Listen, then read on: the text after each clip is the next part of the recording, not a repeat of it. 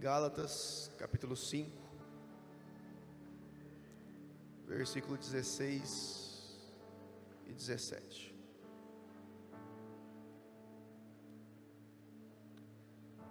Diz assim: digo, porém, o seguinte: vivam no Espírito e vocês jamais satisfarão os desejos da carne, porque a carne luta contra o Espírito e o Espírito contra a carne, porque são opostos entre si, para que vocês não façam o que querem. Eu vou repetir: digo, porém, o seguinte: vivam no Espírito e vocês jamais satisfarão os desejos da carne, porque a carne luta contra o Espírito e o Espírito luta contra a carne, porque são opostos entre si, para que vocês não façam o que querem. Amém?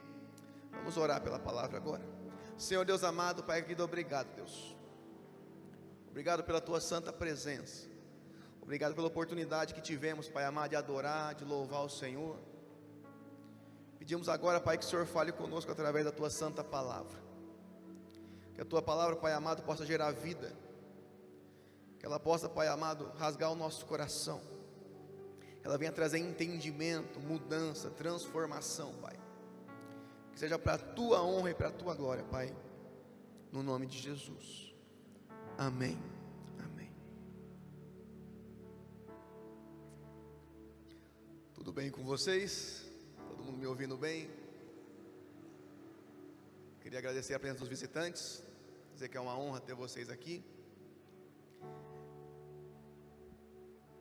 Eu creio que existe uma caminhada para cada um de nós. Existe um alvo que nós temos que alcançar.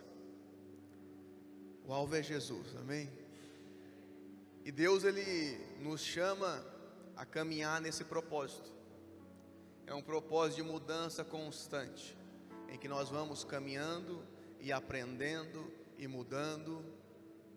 Muitos às vezes param na caminhada, por um motivo ou outro.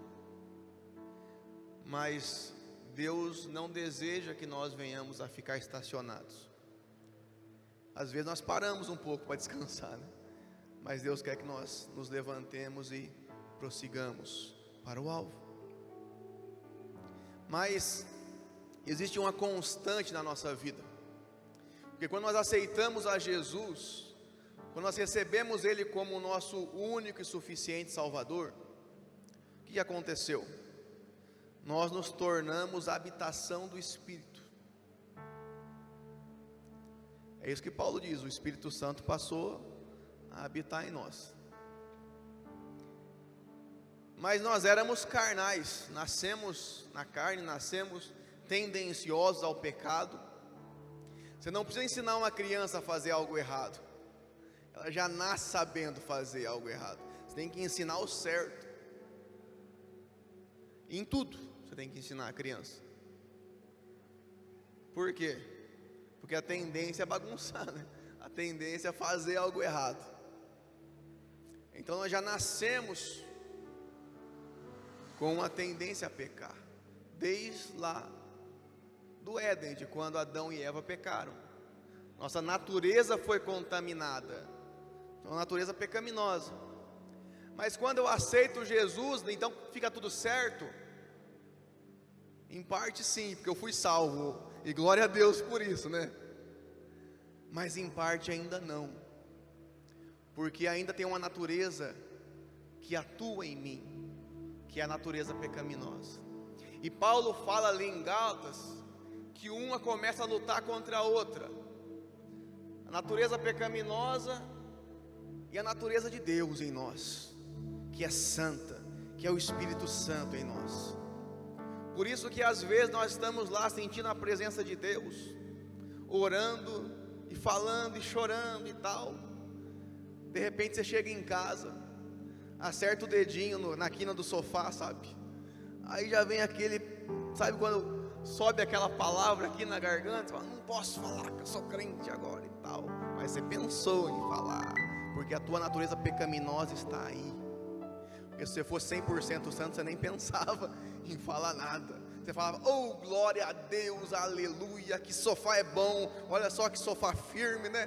Meu dedo quase ficou de lado, assim, né? Você ia louvar em qualquer circunstância, né? Mas não é isso que acontece com a gente. Por quê? Porque atua em nós uma natureza pecaminosa e também a natureza de Deus. Mas como que eu faço então, Juliano, para resolver isso daí? Nós temos que eliminar a concorrência. Nós temos que mortificar a carne. Nós temos que buscar as coisas do alto. E isso é responsabilidade nossa, minha e sua. Então nós recebemos a Cristo, entendemos que temos um chamado celestial na nossa vida, que nos tornamos habitação do Espírito, mas a partir daí começa uma caminhada progressiva com Deus, uma caminhada de santificação, uma caminhada de aprender cada dia mais do Espírito, aprender cada dia mais do Senhor. Então, no novo nascimento, lá em João 3,5 diz assim: Jesus respondeu: eu lhe digo a verdade, que ninguém pode entrar no reino de Deus sem nascer da água e do Espírito. Quando nós nascemos da água e do Espírito, recebemos a nova natureza, mas a velha natureza ainda atua em nós. No verso 6 diz assim: os seres humanos nos podem gerar apenas na vida humana, mas o Espírito dá à luz a vida espiritual. Meus irmãos, em Efésios 4:22 diz assim: quanto à maneira antiga de viver, vocês foram instruídos a deixar de lado a velha natureza, que se corrompe segundo desejos enganosos, a se deixar renovar no espírito do entendimento de vocês, e a se revestir da nova natureza, criada segundo Deus, em justiça e retidão, procedentes da verdade. O que Paulo está dizendo? Que existe a minha antiga maneira de viver, e que ele já instruiu aquela igreja a deixar de lado a velha natureza, porque ela se corrompe com desejos enganosos, e renovar o meu entendimento pelo Espírito. Então você percebe as duas naturezas agindo ali? Uma, Paulo fala, deixa para trás, que essa aí só te leva para coisas impuras, desejos pecaminosos. Deixa para trás e busca as coisas do Espírito, para que nós possamos ter a nossa mente renovada. A palavra de Deus renova a nossa mente. Por isso é importante meditar na Bíblia, meditar na palavra, porque ela vai renovando a nossa mente, os nossos pensamentos. Porque tudo que você consome passa a fazer parte de você. Todo conhecimento que você dedica tempo, aquilo passa a fazer parte de nós. E a nossa visão de mundo é assim. Depende do tipo de coisa que eu escuto, as coisas que eu leio, aquilo vai me influenciando, de tal forma que aquilo passa a ser uma verdade para mim. Tem gente que fala assim, mas Juliano, eu não leio nada. Então é a televisão que está te influenciando. Ah, mas eu não assisto televisão. Então é o que você lê no seu celular que está te influenciando. É corrente de WhatsApp, é mensagem de não sei o que, é Instagram. Alguma coisa sempre está nos influenciando, porque o nosso cérebro ele não fica parado, ele está sempre absorvendo alguma coisa, e você sempre vai absorver aquilo que você gosta, aquilo que você é apaixonado. Você vai buscar conhecimento naquilo que te interessa. Quem gosta de finanças vai procurar ouvir pessoas que falam sobre finanças. Quem gosta de história vai procurar informação sobre história. do mundo, do Brasil, do Paraná, de Vaiporã. Não é verdade? Eu gosto muito de história, porque minha mãe é professora de história. Eu adoro história. Porque eu fui influenciado, de uma forma ou outra eu fui influenciado. O que está te influenciando? Quem que tem dominado o seu tempo? Será que a palavra de Deus tem tido um lugar especial no seu dia?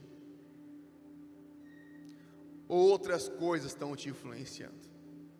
Será que é a conversa dos vizinhos? Agora ninguém conversa mais com o vizinho, né? Todo mundo está ligado no celular, ninguém nem liga o que o vizinho está falando.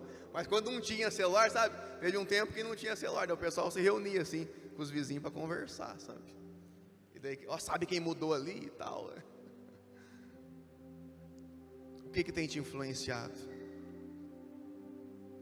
Meus irmãos, nós temos que tomar cuidado com isso, porque eu nunca vou ter a minha mente transformada, eu nunca vou ter a minha mente expandindo em Deus, se eu não encher ela das coisas corretas. Ela vai continuar uma mente débil, fraca. Um cristão forte é aquele que se enche da palavra de Deus. Então Deus nos chama a todos os dias meditar na palavra dele. É o que Davi fazia, é o que os apóstolos faziam. Então nós temos que mortificar a nossa carne. Como que nós fazemos isso? Olha, em Romanos 8:5 diz assim: os que vivem segundo a carne se inclinam para as coisas da carne, mas os que vivem segundo o Espírito se inclinam para as coisas do Espírito. Tem muito crente, meu irmão, que tem uma vida toda carnal. Você entende que não bate mais essa vida? Está em descompasso, não está em sintonia com aquilo que Deus chamou para viver. Deus nos chamou para viver algo sobrenatural, muito acima das coisas carnais, muito acima daquilo que nós éramos acostumados a viver, a ouvir e a falar.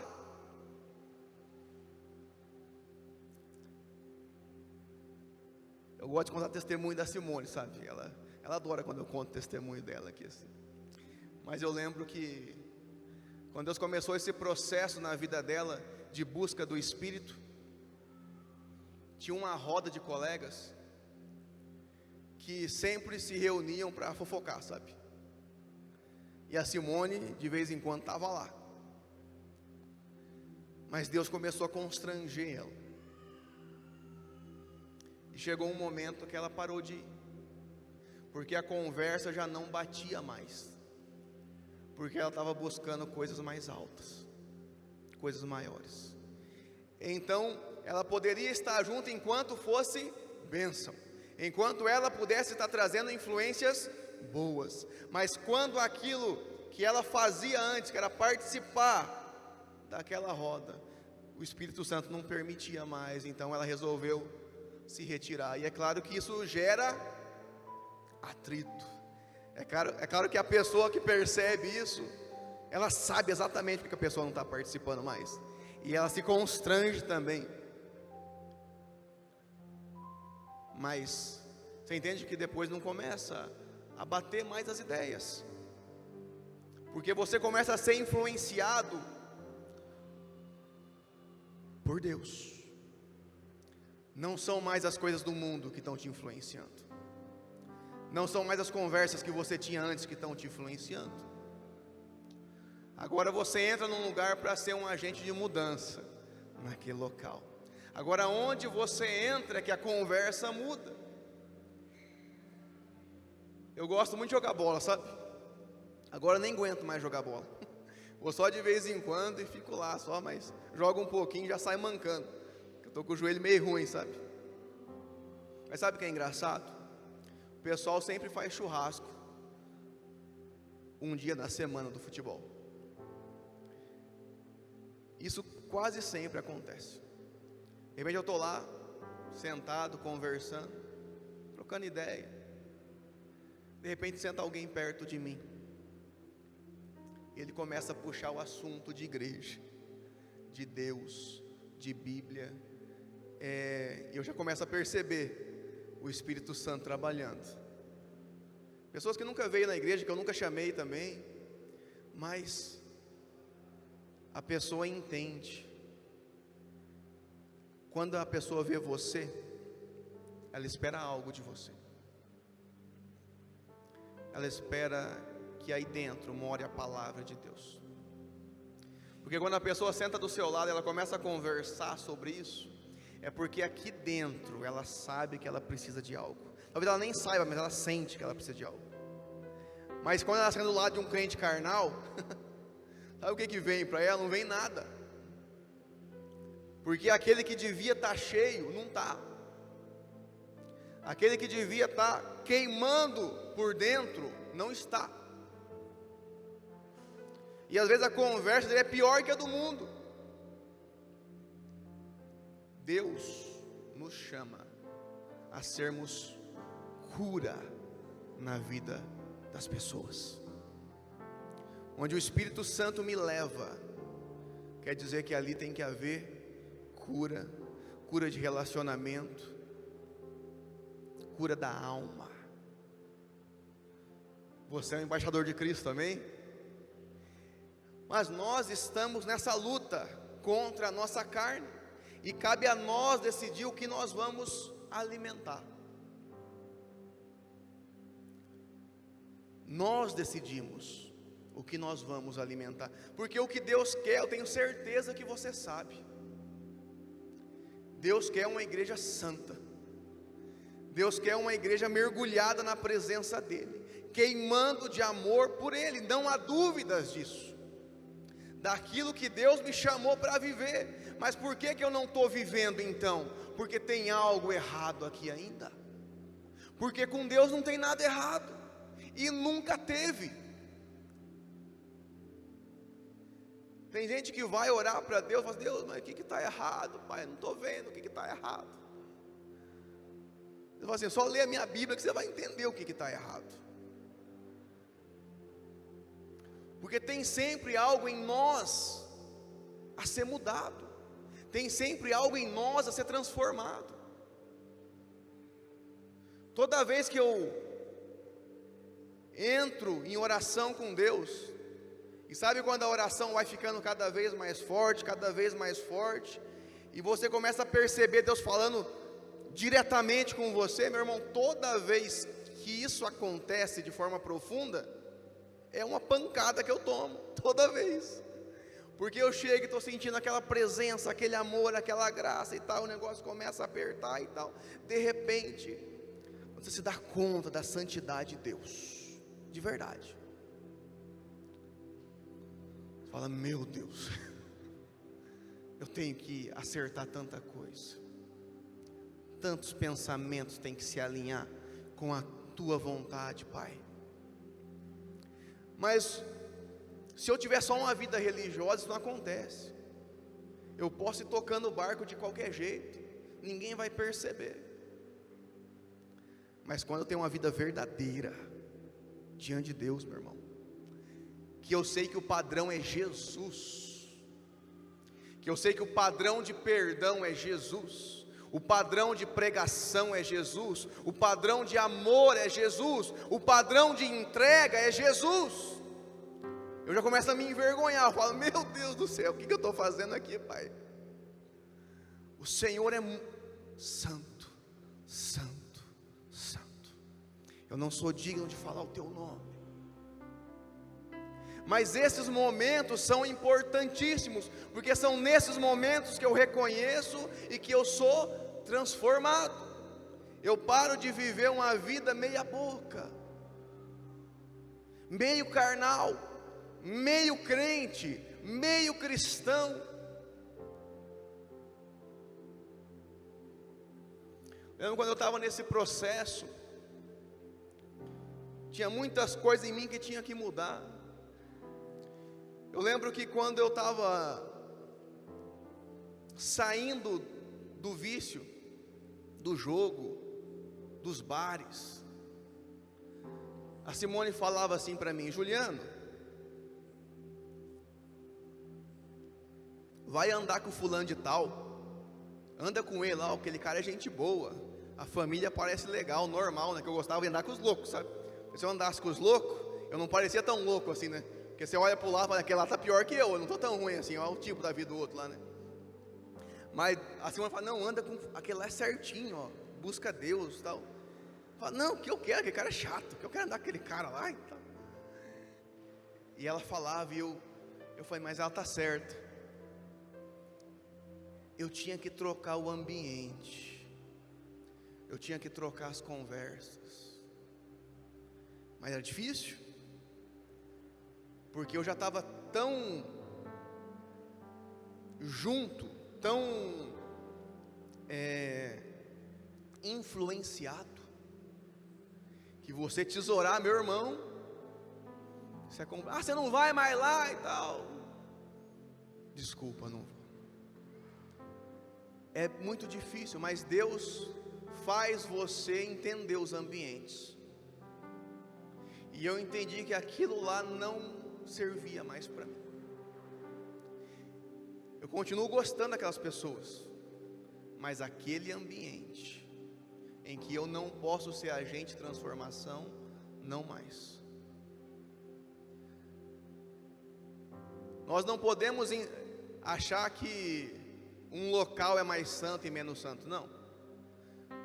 Tudo pertence ao Senhor. Mas o ambiente que eu convivo e as palavras que eu falo naquele ambiente, isso tem que ser medido em cada um de nós.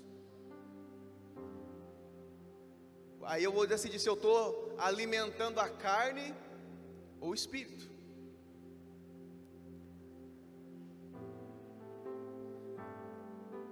Paulo, ele já falava sobre isso. Lá em 1 Coríntios 3, do 1 ao 3, ele diz o seguinte: eu, porém, irmãos, não pude falar a vocês como a pessoas espirituais, e sim como a pessoas carnais, como a crianças em Cristo. Eu lhes dei leite para beber e não pude alimentá-los com comida sólida, porque vocês ainda não podiam suportar, nem ainda agora podem, porque vocês ainda são carnais. Porque se há ciúmes e brigas entre vocês, será que isso não mostra que são carnais e andam segundo os padrões humanos? Meus irmãos, tem cristão que vive em confusão, vive em briga. Jesus te chamou para ser um pacificador.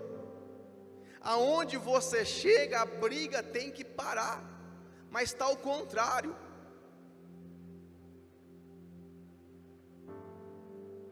Eu já fui muito linguarudo, eu já entrei em cada confusão, meu irmão do céu. Olha que se eu contar aqui, você chora junto comigo. Mas eu tive que aprender a parar e ser bênção. Mas isso é uma decisão nossa, ser um pacificador. Sabe que você vê que Paulo já enfrenta isso no começo da igreja, a igreja de Cristo lá em Corinto, plantada por ele, fala: olha, eu falei com vocês, eu preguei para vocês, mas eu queria ter passado para vocês alimento sólido, para quem já é crente firme. Mas eu ainda estou no leitinho, porque vocês se comportam como crentes carnais. Porque aonde ainda há brigas, aonde ainda há contendas, aonde ainda tem converseiro, é que está faltando Jesus. É que está faltando posicionamento.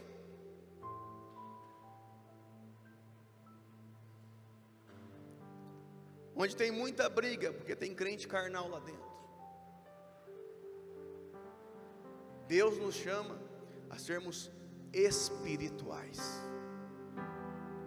Sabe como é que acontece quando o converseiro chega no pacificador? Acabou ali.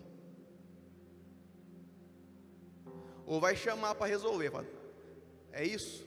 Espera aí então, vamos falar com fulano de tal e vamos sentar e vamos conversar sobre isso. Porque o crente, ele tem uma desculpa gospel. Meu irmão, você não sabe o que aconteceu. Vem cá, vamos orar por fulano de tal, mas eu vou te contar o que aconteceu aqui. Que orar nada, ele está passando a fofoca para frente.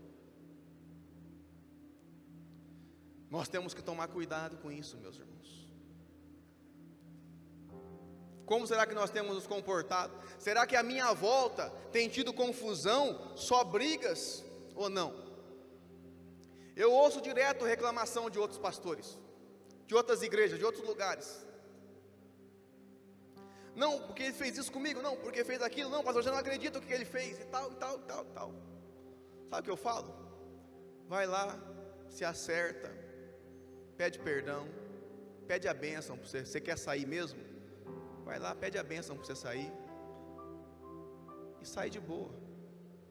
Não sai brigado, não sai chutando balde, com raiva, não. Resolve. Não adianta ficar alimentando o negócio. O que? Não acredito. O que fez isso? Espera aí, que eu vou lá, vou contar para todo mundo o que aquele pastor lá fez agora. Não, meus irmãos. Isso só vai fomentar mais briga, mais problemas, mais negócio. E você sabia que isso que eu estou pregando aqui agora, não é só aqui que está sendo pregado. Nós estamos num jejum, amém? De 21 dias. E a direção, não só para as comunidades cristãs Zoe, todas elas estão em jejum também, mas a comunidade Alcance também de Curitiba, do Luciano Subirá, e várias outras igrejas estão no mesmo propósito. Alguns com mais dias, outras com menos dias, algumas com horário diferente, mas todo mundo com o mesmo propósito. Sabe qual que é? Jejuar e se humilhar na presença de Deus. Todas com o mesmo propósito. E a direção é a mesma. Então eu não estou falando específico para quem está aqui não. Que não são só vocês que estão ouvindo sobre isso. Tem mais de 60 igrejas ouvindo sobre isso. Porque é a direção de Deus para todos nós. Deus nos chama a buscarmos as coisas do alto. Jesus falou sobre 3 práticas da vida cristã: dar, orar e jejuar. Como que nós combatemos nossa carnalidade? Elas têm algo em comum. Além do fato de que Deus nos vê e nos recompensa, elas atacam a nossa natureza carnal. Eu vou falar de 3 coisas, são 3 pontos: doação, oração e jejum. E a primeira delas, repita comigo: o poder da doação. Uma das coisas que eu tenho que combater na minha vida, porque nós temos a natureza carnal em nós, é a avareza. Sabe como é que eu combato a avareza na minha vida? Sendo um doador. Colossenses 3,5 diz assim: portanto, façam morrer tudo o que pertence à natureza terrena: imoralidade sexual, impureza, paixões, maus desejos e a avareza, que é idolatria. Meus irmãos, a avareza, ela é vista como um concorrente com Deus. Idolatria.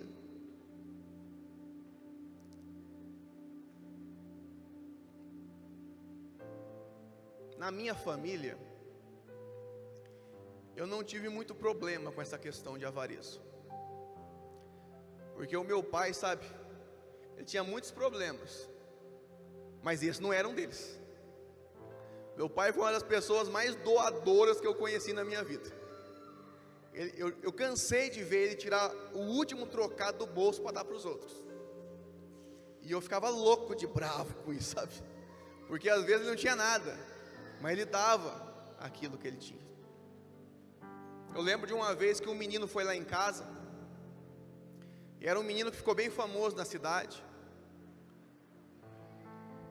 e esse menino caiu nas drogas, estava feio nas drogas, e ele foi lá em casa e pediu R$100 para o meu pai. Aí, meu irmão, R$100 era muito dinheiro naquele tempo. Eu acho que uns 15 anos atrás. Era bastante dinheiro. E meu pai só tinha R$100 na carteira. E o Piá era amigo nosso, amigo do meu pai, mas perdido na droga. E ele chegou lá em casa, bateu palma, falou: Pedrinho. E ele sabia, todo mundo sabia que meu pai tinha um coração desse jeito. Ele foi lá pedir: Pedrinho, estou com um problema, cara. Minha mãe faleceu, ela mora lá em São Paulo, eu tenho que ir para lá, tenho que ir lá para o velório, né, e tal, e eu não tenho dinheiro nenhum. Você não arruma R$100 para mim? Eu falei: meu Deus, meu pai vai dar o 100 dele, quer ver?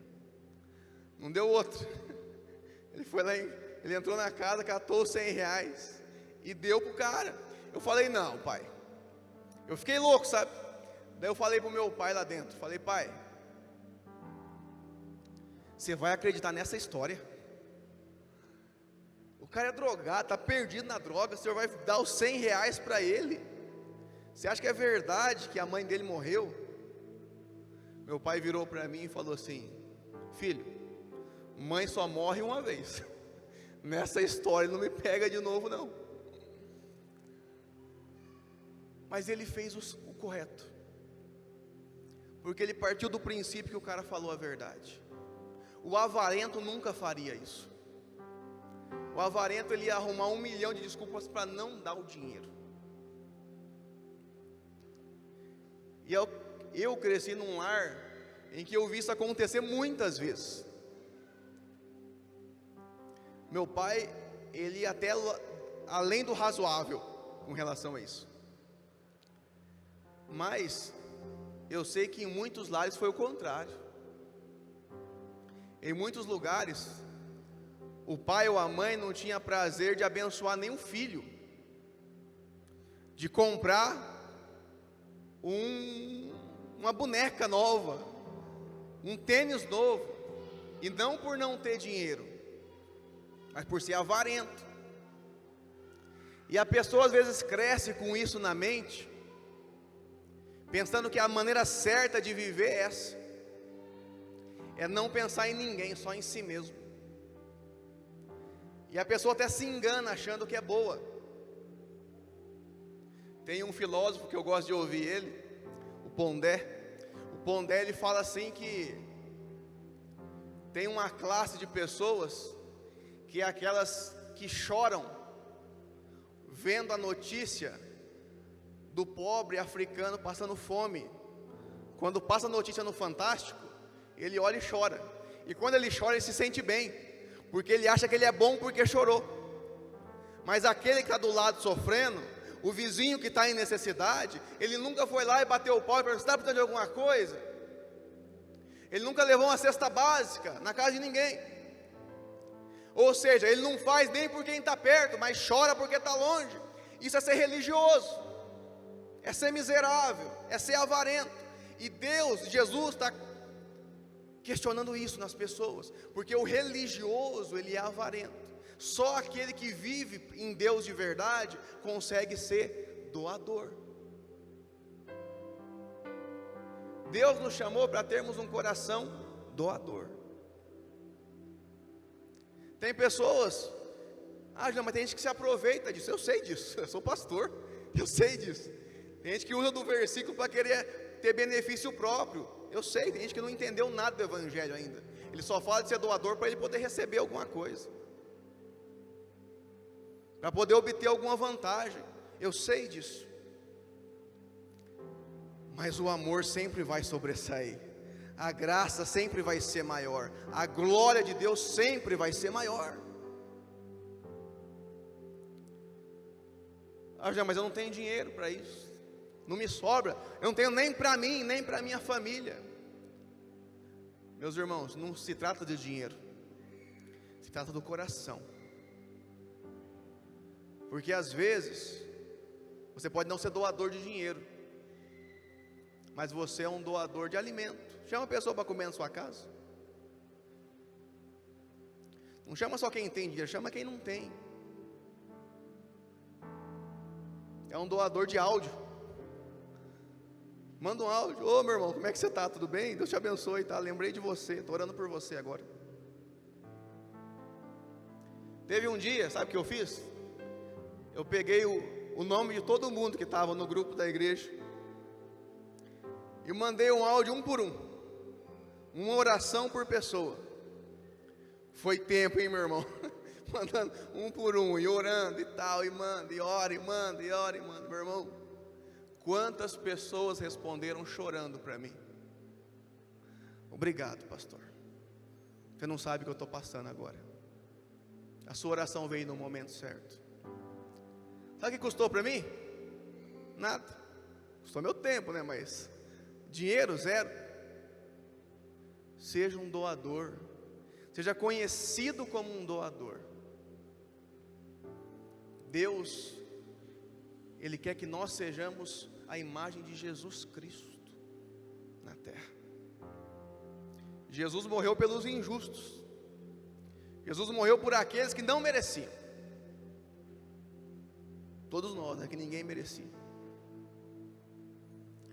Então a gente tem que reformar nossa mente. Não pode ser os costumes que eu recebi. Não é a influência dos meus antepassados que vão me governar. É a palavra de Deus que tem que governar sobre a minha vida e sobre o meu coração, em cada detalhe. E Deus sustenta, e Deus abençoa e faz muito mais, em cada detalhe. Então a doação é a primeira coisa. Jesus falou o mesmo na parábola do semeador, em Mateus 13, 7, 22 diz assim: outra parte caiu entre os espinhos, e os espinhos cresceram e sufocaram. O que foi semeado entre os espinhos é o que ouve a palavra, porém as preocupações deste mundo e a fascinação das riquezas sufocam a palavra, e ela fica infrutífera. Repita comigo: infrutífera. Você entende o que a avareza faz? A fascinação pelas riquezas. Meus irmãos, nós não podemos perder a simplicidade do Evangelho. E muitas pessoas começaram muito bem, mas com o tempo as coisas começaram a ficar diferentes, e as pessoas perderam o principal, que é a simplicidade do Evangelho de Deus. Deus não precisa do meu dinheiro, Deus não precisa de nada meu. Tudo que eu faço aqui é ser cooperador da obra que é dele. Deus sustentou aqui em cada detalhe. O primeiro lugar que a gente alugou lá embaixo era pequenininho. Sabe quanto que era o aluguel lá? R$800. Desde o primeiro mês, nunca faltou. Quando nós mudamos de novo para o segundo ponto, nós ficamos pensando: será que muda, será que não muda e tal? Vai subir os gastos. R$1.300. Nunca faltou. Não sou bravo também, mas nunca faltou. Quando foi para mudar para cá, era R$3.500 o aluguel. Meu Deus do céu. Triplicar, Deus, agora está difícil. Agora é de 1.300 para 3.500. Aí complica. E eu orei ao Senhor. Falei: Deus, eu não vou fazer compromisso sem o Senhor falar. Porque se olhar para cá, para os números, não tem condição de fazer isso. Eu orei no domingo. Na segunda-feira um irmão me ligou. Falou: pastor, Deus me deu uma direção para eu ofertar, para eu dizimar sobre a empresa. E eu estou depositando, eu vou depositar esse valor agora. E o que ele depositou naquele mês de dízimo era maior do que o valor do aluguel. A oração foi no outro dia, assim, foi no domingo, na segunda-feira ele falou isso. Deus, Ele sustenta e faz o que é dele. Quando o chamado é dele, é ele que honra, é ele que levanta, é ele que faz, não precisa de mim, não. Mas quando eu sou doador, eu entendo que eu quero fazer parte de tudo isso. Meus irmãos, às vezes, tem algum amigo seu, algum primo em necessidade, amigo de longe, distante. Às vezes tem que faz um pix de R$100 para a pessoa, do nada assim, sabe? Ah, mas esse 100 podia fazer tanta coisa que esses R$100, pode nada, não dá para fazer muita coisa, mas pega o 100 e manda. Fala, lembrei de você aqui, ó. Pá. Sabe o que Deus te chamou para fazer? Constranja com a sua bondade, constranja as pessoas com a sua bondade. Porque aí quando você for pregar, você fala com autoridade. As pessoas vão falar assim, não, ele tem um coração transformado mesmo. Não, que ela me ajudou quando não tinha nada, alguém foi lá e me ajudou, rapaz. Você entende que Deus nos chamou para viver? Gente do mundo não tem isso. E quando tem, faz mais que nós, eu fico constrangido. Falo, não acredito. O cara do mundo está se doando e o crente está miserável aqui, ó. O crente está carnal. E a pessoa do mundo que nem conheceu a Cristo está mais doadora do que a pessoa da igreja. Eu falo, meu Deus do céu. Uma vez que eu fiquei muito constrangido, eu fui na casa de um pessoal, não é aqui no Paraná, lá em São Paulo. E eu cheguei lá. Naquela época eu não era pastor ainda, eu era membro de uma igreja. Eu cheguei naquela casa e não tinha ninguém de igreja nenhuma. O pessoal lá, rapaz, tomava uma e tal, e o grito e apito. Mas o amor que eles me receberam foi tão grande. Os detalhes, o cuidado, até para servir comida. Eu falei, ué, na igreja que eu estou não tem nada disso não. Lá você marcou, os caras estão falando mal de você. Ninguém serve ninguém. O que está acontecendo aqui? Aqui ninguém está conhecendo Jesus direito, mas eu estou vendo às vezes mais Jesus aqui do que lá naquela religiosidade. Eu voltei constrangido. Eu falei, não, porque se for para ser igreja do jeito que estava sendo, é melhor não ser. Porque se eu vejo pessoas que nem conhecem a Cristo, demonstrando mais amor e cuidado, chorando junto com você, com seus problemas, e te ajudando, eu falo, ué, que negócio que é esse? Alguém esqueceu Jesus na caminhada aí, abraçou a religião, abraçou a doutrina, e esqueceu Jesus. Nós somos chamados a sermos doadores.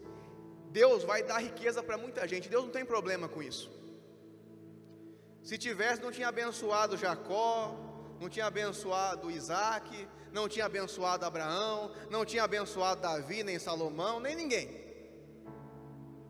Porque seria ilógico você dar dinheiro e falar que dinheiro é do demônio, né? Não, eu vou te dar muita riqueza, mas isso daí é do inimigo. Não, Deus abençoa assim. O problema é a pessoa ficar escrava do dinheiro, e o dinheiro se tornar um senhor na vida dela.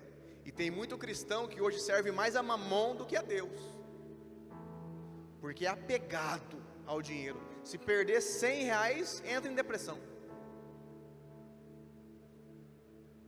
Deus não nos chamou para servir assim, é para sermos abençoadores. Então a primeira coisa para lutar contra a carnalidade exerça a disciplina da doação. Abençoe quem estiver ao seu lado. Ah, não tenho? Dá uma blusa então. Pega uma blusa bonita que você tem lá e dá para alguém. Dá uma camiseta. Tem vezes que eu faço um limpa no meu guarda-roupa, meu irmão, e vou dando camiseta para um, para outro. A gente fica tão feliz. Fala, nossa, pastor, essa está novinha, né? Foi, tá mesmo, nunca serviu em mim. Essa camiseta aí, foi que eu engordei, não servia mais nada. Mas dê. Segunda coisa, o poder da oração. A carne se indispõe à oração. E voltando para os discípulos, achou-os dormindo. E disse a Pedro: então nem uma hora vocês puderam vigiar comigo? Vigiem e orem para que não caiam em tentação. O espírito na verdade está pronto, mas a carne é fraca. Meu irmão, a carne sempre vai lutar contra a oração. Toda vez que você ajoelhar para orar, vai começar a aparecer um monte de coisa na tua cabeça. Nossa, tem um trabalho para entregar não sei aonde. Nossa, lá no fórum tem que fazer isso. Não, porque vão me cobrar daquilo lá. Nossa, esquecido, né? E começa a vir aquelas coisas. Continue. Fala, Deus, limpa minha mente, Pai. Eu quero falar contigo. Agora é hora de falar contigo. A carne começa a lutar. Ela não quer que você ore. Porque orar é mortificar a carne. Falar com Deus é sujeitar a carne a Deus. Então tem hora que tem que ficar sozinho mesmo. Tranca teu quarto, põe um louvor bem alto lá, ajoelha e fala, Deus, agora é somente eu e o Senhor. Deixa o celular longe, a gente vai orar e deixa o celular do lado. Aí todo o WhatsApp que chega, ele faz assim, ó. Põe de novo. Mais uma notificação, aí não ora, meu irmão. Aí não tem como orar, não tem concentração nisso. Então, tire um tempo. Os discípulos, Jesus falou assim, ora um pouco comigo aí. A hora que voltou estava dormindo. Não conseguiu orar nem um pouco com Jesus. É uma luta contra a carne, a oração. E precisa de posicionamento nosso. Posicionamento. Para que nós possamos crescer em Deus assim. O que significa não deem lugar ao diabo? Deus disse que a serpente se alimentaria do pó. Você rastejará sobre o seu ventre e comerá pó todos os dias. Deus chamou o homem do pó, porque você é pó e ao pó voltará. Isso significa que Satanás se alimenta da nossa carnalidade. Ele se fortalece por ela. Por isso Jesus disse, aí vem o príncipe do mundo, ele nada tem em mim. Meus irmãos, quando eu deixo de orar, a minha carnalidade começa a aflorar. Ela começa a tomar conta e falar mais forte. E as minhas ideias antigas, lá do mundão, lá da carne, começam a voltar. E ela começa a voltar e forte ainda. Aquele cara que se tornou bondoso, caridoso, ele começa a voltar, ele volta a ser o machão, o batedor, ele quer bater em todo mundo. Ele quer ser o senhor da razão. Carnalidade. Aquela mulher que estava tão boazinha, ouvindo o Espírito Santo, quando volta a ser carnal, volta às mesmas manias de antes. Já volta a xingar o marido, já volta a reclamar de tudo. Não permita que a carnalidade tome conta de você. Entre em guerra, entre em oração. Porque o crente atento, ele sabe, ele fala, ali é laço do Satanás, está querendo me derrubar, eu vou orar agora, Senhor, afasta de mim essa proposta errada, afasta de mim esse olhar errado, afasta de mim esse negócio que não vai ser bênção para mim. Você está atento à voz do Espírito Santo. E você rejeita. Agora, quando eu não estou, meu irmão, quanto mais carnal, melhor. Sabe o que eu fico pensando? Tem pessoas, irmão, que arriscam a vida, porque a carnalidade tomou conta dele, e ele não está nem aí, para arriscar a vida para fazer algo errado. E às vezes nós cristãos não estamos nem arriscando a vida. Nós só temos que deixar só algumas coisas. E a gente fica chorando, mas é tão difícil, pai. É tão complicado parar com isso. Mas o cara que está no mundo, ele está indo para fazer a coisa errada. Ele não está nem aí se ele vai matar ou morrer. Você entende que ele está arriscando algo que não tem volta? Mas ele vai. E o cristão aqui que tem que entregar a vida a Deus, ele tem que deixar as coisas, aí aqui ele fica pensando. Quando é para Deus ele pensa, mas quando é para o diabo ele vai de ponta. Nós temos que tomar cuidado com isso. O que é caro demais para Deus? Qual entrega sua que é cara demais? Qual posicionamento seu é difícil demais? Deus, Ele quer que nós entremos em oração profunda, porque a oração não muda a Deus, mas me transforma. Como eu falei para você, toda vez que o Rodolfo Abrantes tem uma frase assim, ele fala que toda vez que Deus falou com ele, algo morreu dentro dele. Toda vez que Deus falou com ele, algo morreu dentro dele. Sabe o que morre dentro de nós? Idolatria, egoísmo, orgulho, prepotência, tudo vai morrendo. Se Deus fala com nós mesmo, meu irmão, alguma coisa Ele tira da gente, porque Ele quer que nós cheguemos à estatura de varão perfeito, a seu Filho Jesus Cristo, e tem que ser através da oração. Então você não anda orando, pega firme em oração. E por último, o poder do jejum. Repita comigo, o poder do jejum. Meu irmão, o jejum, ele não muda Deus também não. Tem gente que vai falar assim, não, eu vou jejuar e orar porque a mão de Deus faz assim, ó, a hora que eu jejuo e oro, ela vem e transforma as coisas. Meu irmão, você não entendeu é nada. A mão que tem que mudar é a sua. O coração que tem que mudar é o nosso. A mente que tem que mudar é a nossa. O jejum e a oração é para que nós nos humilhemos na presença de Deus, para que Ele nos transforme de verdade.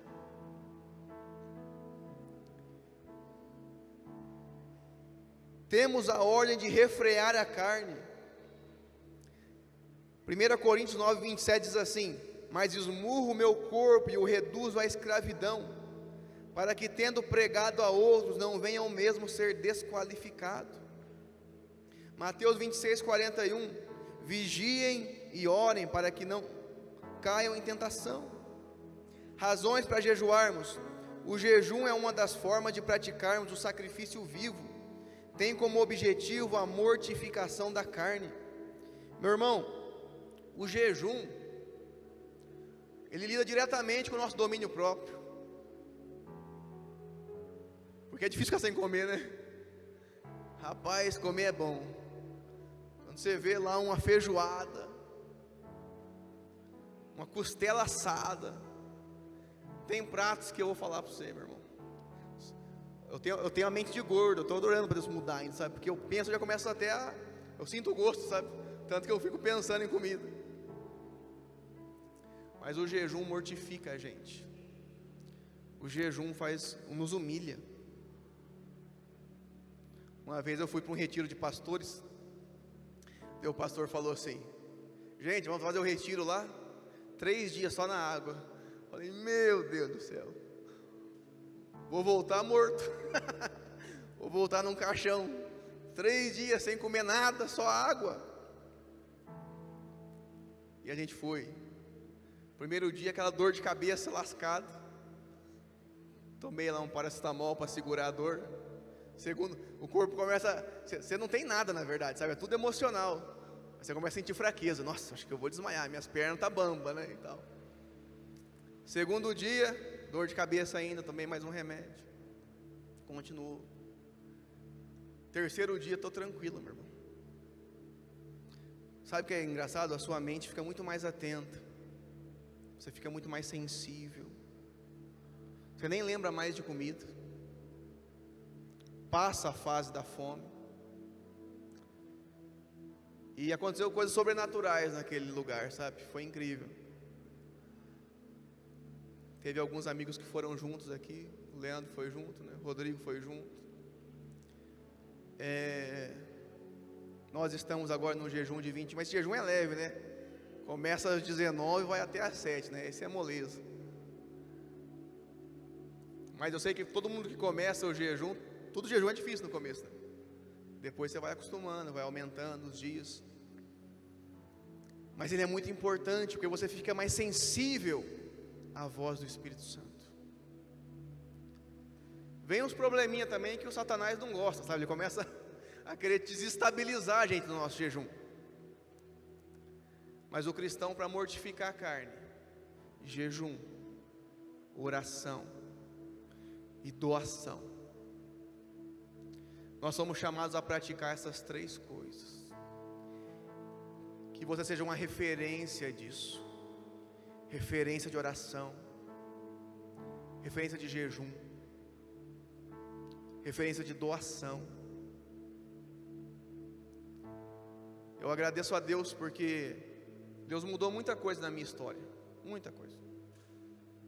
Eu não sou pastor só dessa igreja, sou pastor da minha família.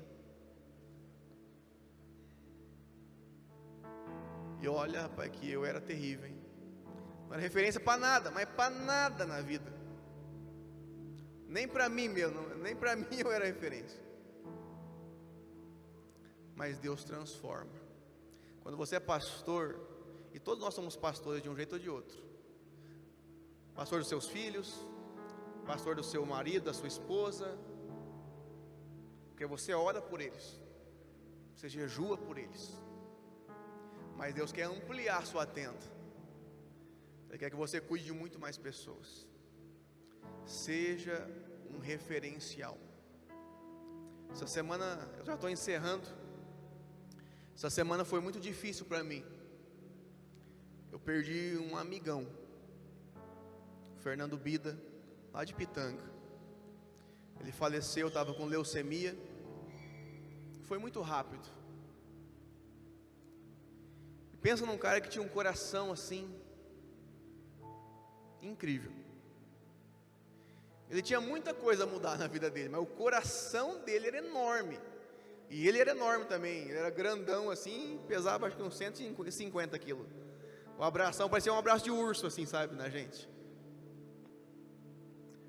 Mas um coração humano. Ele mandava mensagem para mim às vezes, falando: você não vai vir me ver? Faz tempo que você não vem aqui. Vem aqui me ver, vamos comer junto. Muitas vezes eu fui para lá, ele vinha para cá. E eu fui lá naquele velório. Ele morreu de repente. Eu tinha marcado de ir sábado agora na casa dele. E ele faleceu de repente, assim, na quinta-feira, né? Foi quinta, né, Leandro? E eu fui lá no velório e aquelas crianças pequenas que ele deixou, dei uma palavra, fizemos uma ministração lá. E foi difícil, porque fazer velório de amigo, meu irmão do céu, não sabia se eu pregava ou chorava. Muito novo, 36 anos eu acho que ele estava. Mas você sabia que cada morte, cada velório que eu vou, eu saio arrebentado por causa da perda, mas eu saio mais forte no espírito e mais ciente da minha missão, porque a vida passa rápido. Eu não sei até quando nós estaremos aqui, até quando eu vou estar aqui. Daqui 100 anos nenhum de nós vai estar aqui. Então que nós façamos história hoje, que você seja uma referência para a sua família, de bondade, uma referência de oração, uma referência de jejum. Que aquele seu primo, quando estiver em dificuldade, que a primeira pessoa que ele pense em ligar seja para você. Porque fala, não, ali tem um negócio diferente. E sabe como que isso acontece? Quando você se posiciona hoje e fala, Deus, eis-me aqui. Eu não vou viver mais como um crente carnal. Eu não vou viver mais influenciado como eu estava antes. Eu vou viver para o Senhor Jesus. Amém. Fique de pé. Eu quero orar por você.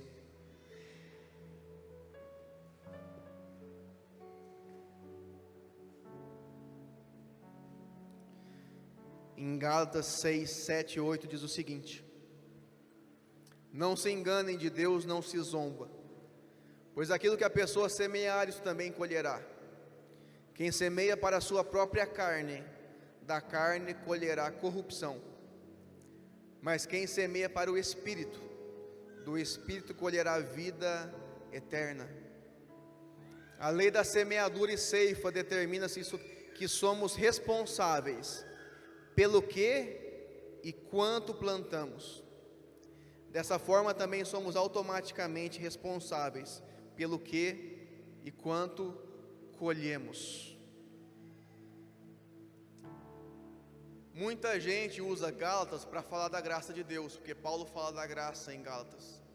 Mas também em Gálatas, Paulo volta a falar da lei da semeadura. E ele fala que aquilo que semeamos na carne, colhemos na carne. E aquilo que semeamos no Espírito, colhemos no Espírito. Deus tem grandes expectativas ao teu respeito.